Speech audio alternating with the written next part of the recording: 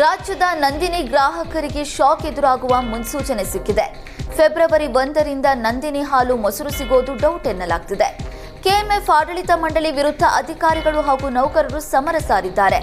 7ನೇ ವೇತನ ಆಯೋಗದ ವರದಿಯಂತೆ ವೇತನ ನೀಡುವಂತೆ ಆಗ್ರಹಿಸಿದ್ದಾರೆ. ಆದರೆ ಆರ್ಥಿಕ ಹೊರೆ ಕಾರಣ ವೇತನ ಪರಿಷ್ಕರಣೆಗೆ ಕೆಎಂಎಫ್ ಆಡಳಿತ ಮಂಡಳಿ ಹಿಂದೇಟು ಹಾಕ್ತಿದೆ. ಹೀಗಾಗಿ ಫೆಬ್ರವರಿ 1ರಿಂದ ಕೆಎಂಎಫ್ ಸೇವೆ ಸ್ಥಗಿತಗೊಳಿಸಿ ಮುಷ್ಕರ ನಡೆಸಲು ನಿರ್ಧರಿಸಲಾಗಿದೆ. ರಾಜ್ಯಾದ್ಯಂತ 1300ಕ್ಕೂ ಹೆಚ್ಚು ಅಧಿಕಾರಿಗಳು ನೌಕರರು ಕೆಎಂಎಫ್ನಲ್ಲಿ ಕಾರ್ಯನಿರ್ವಹಿಸ್ತಾ ಇದ್ದಾರೆ.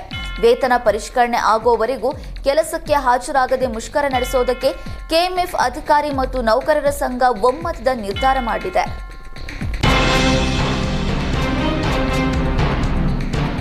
ವಿಶ್ವವಿಖ್ಯಾತ ಬೆಂಗಳೂರು ಕರಗಕ್ಕೆ ಮುಹೂರ್ತ ಫಿಕ್ಸ್ ಆಗಿದೆ. ಏಪ್ರಿಲ್ 12ರ ಚೈತ್ರ ಪೌರ್ಣಮಿಯಂದು ಕರಗ ಶಕ್ತೋತ್ಸವ ನಡೆಯಲಿದೆ. ಏಪ್ರಿಲ್ 4ರಿಂದ 14ರವರೆಗೆ 11 ದಿನ ಬೆಂಗಳೂರು ಕರಗ ಮಹೋತ್ಸವ ನಡೆಯಲಿದೆ. 14 ವರ್ಷಗಳಿಂದ ಬೆಂಗಳೂರು ಕರಗ ಹೊರ್ತಾ ಇರುವ ಪೂಜಾರಿ ಎ ಜ್ಞಾನೇಂದ್ರ ಈ ಬಾರಿಯೂ ಕರಗ ಹೊರಲಿದ್ದಾರೆ. ಜ್ಞಾನೇಂದ್ರ ಈ ಬಾರಿಯ ಕರಗ ಹೊತ್ತರೆ ಸತತ 15ನೇ ಬಾರಿಗೆ ಕರಗ ಹೊತ್ತಂತಾಗುತ್ತೆ. ಇದೇ ಕೊನೆಯ ಬಾರಿ ಕರಗ ಹೊರೋದಾಗಿ ಜ್ಞಾನೇಂದ್ರ ಹೇಳಿದ್ದಾರೆ.